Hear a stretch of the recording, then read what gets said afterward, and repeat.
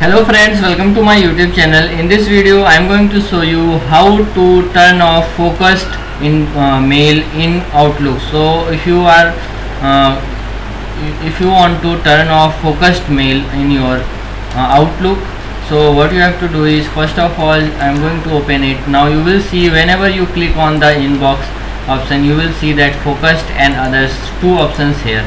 So now I am going to show you how to turn it off.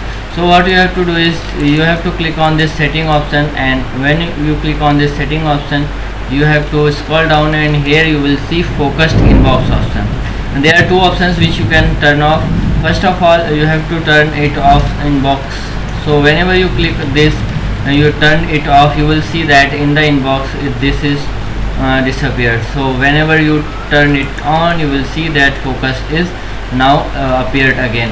So like this you can turn off and turn on in focused inbox focus mail in your Outlook. So if you like this video, please like my video and also subscribe my channel for more videos like this. Thanks for watching.